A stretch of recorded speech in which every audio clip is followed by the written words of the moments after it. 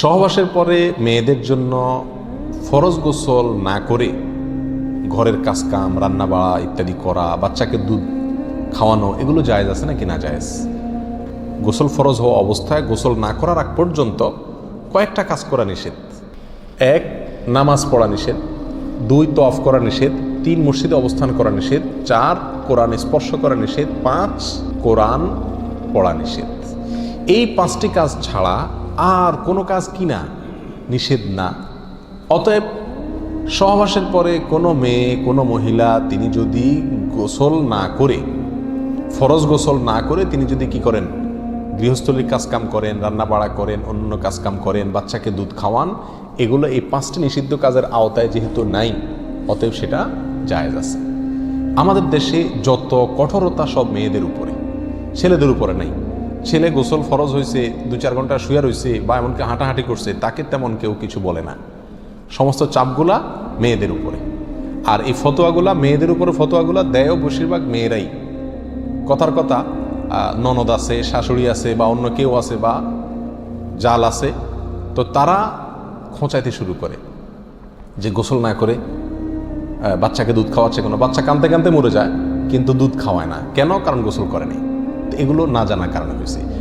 ফরজ গোসল না করে 5টি কাজ করা নিষেধ, এর বাইরে আর কোনো কাজ নিষিদ্ধ না। অতএব এমনকি আপনি রোজাও রাখতে পারেন, কি ফরজ গোসল না করে রাখতে পারেন বলতে সাহরি খেতে পারেন, সাহরি খেয়ে রোজা শুরু করতে পারেন। তাহলে আপনি বাচ্চাকে দুধ খাওয়াতে পারবেন না, কে বলেছে? বাসায় কাজ করতে পারবেন না, কে বলেছে?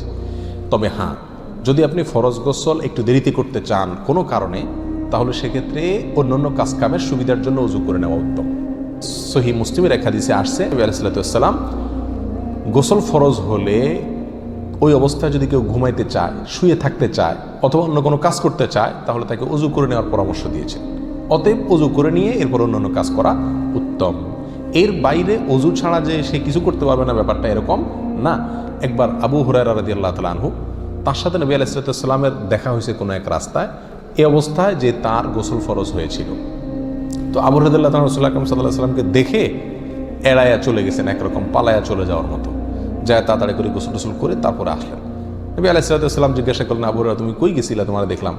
বলে, ইয়া রাসূলুল্লাহ, আমার গোসল ফরজ হয়েছিল, তো আমি আপনার সঙ্গে বসবো, সময় দেব, ফরজ গোসল অবস্থায় আমার কাছে জিনিসটা অপছন্দ লাগলো, নাপাক অবস্থায় ভাবে থাক, আপনার সাথে সাক্ষাৎ করব। তখন নবী আলাইহিস সালাম বলেছেন, সুবহানাল্লাহ, মোমেন আবার নাপাক হয় নাকি? অর্থাৎ এটা তো একেবারে তোমার পুরো বডি নাপাক হয়ে গেছে, টাচ করলে আমি নাপাক হয়ে যাবে, ব্যাপারটা তো এরকম না, তুমি এটাকে এত কঠিনভাবে নিয়েছো কেন? তাহলে এই সব হাদিসগুলোকে সামনে রাখলে মোটামুটি পরিষ্কার হয়ে যায়।